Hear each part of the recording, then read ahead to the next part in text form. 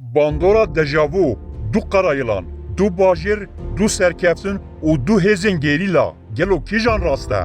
Fermandarê Birgergeha Navendiya HPG Mirat Karayılan li ser rewşa dawiya şer daxuyanî da. Li gorî daxuyaniyên Karayılan PKK artêşa Tirk gelekî têk biriye. Artêşa Tirkiye li dijî PKK nikare gavekê bavêje. Bi rastî jî artêşa Tirk ew qas asê mabû ku mecbûr bû ji pedekê alîkariyê bixwaze. PKK li gundê Sîda ku 6-7 kilometre dûrî Şeladizê ye tovê artêşa Tirk qelandiye. Her wiha Karayılan di axaftina xwe da got ku li rojhilatê Zapê çi xalên artêşa Tirk tune ne. û bereva jî vê yekê navê gelek xalên rojhilatê Zapê jî qal dike. Her wiha bi dehan navên weke girê Cûdî, girê Amêdiyê, rewşa şer vedibêje. Mirov dema guhdarî dike şaş dibe û difikire wek ku me berê jî ev pey bihîstine. Em ji xwe dipirsin gelo em di dejavûyê dijîn.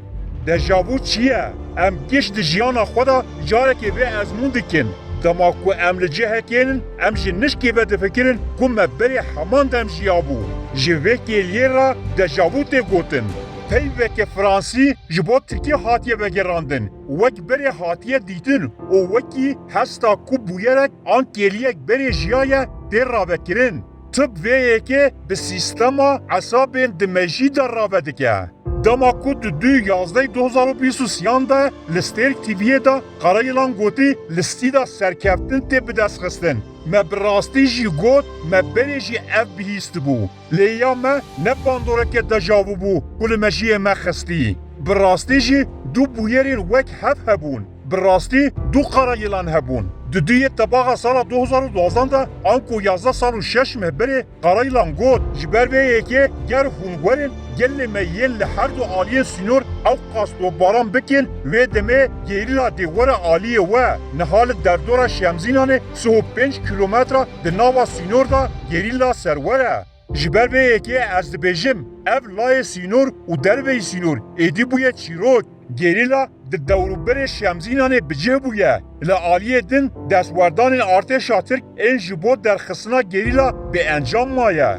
Rewş ev e, çiyayê Gomanê ku pir behsa wê tê kirin girê hindavî bajarokê Şemzînanê ye. Yani ew cihekî 1-2 kilometre dûrî bajêr re. Ji ber vê yekê gerîla li wan girên derdorê bicih bûne. Ji ber vê yekê Karayılanê yekê digot ku em 5 kilometre nava sînorê Bakurê bicih bûne.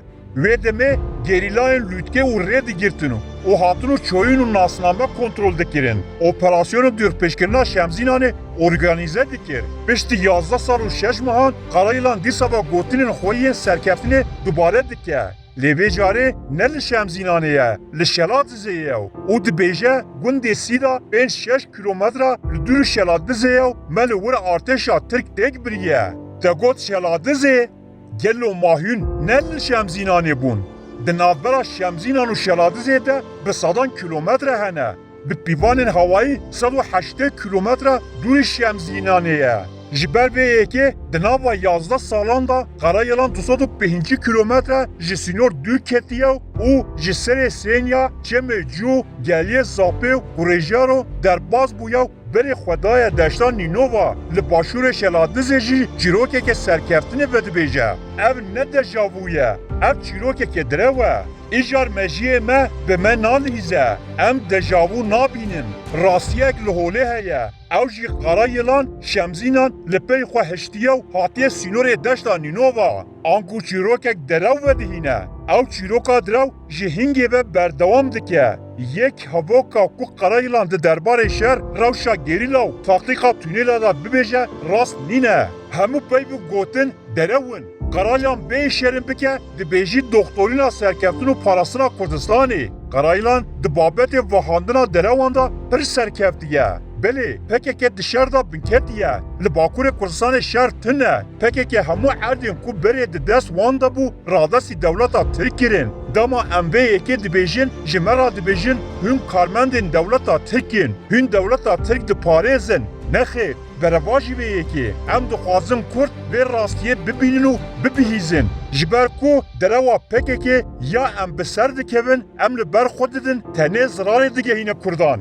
ji bo ku ciwanên Kurd ji bo vî şerê bêwate bê armanc nemirin divê êdî ev derew derkeve holê. Divê gelê Kurd berdêla vî şerî windabûyî nedin. Divê PKK bi vî şikestina xwe êrişî destkeftiyên Herêma Kurdistanê û tekoşîna pêşmerge neke. Ji ber vê yekê dewleta Tirk ji xwe baş dizane ka li qada şer çi diqewime. Xelkê behdînan dizanin ku PKK êdî ne li Heftanînê, ne li Xakurkê, ne li Berwarî Bala û ne jî li Zapê nemaye. Dema Qaraylan dibêje li gundê Sîda mîna gel hat dimdimê berxwedan heye. Lê Sîda di geliyê avaşîn da gundekî biçûk û nestratejîk e. Di şer da tu bandorekî wê yê etnîgarî nîne.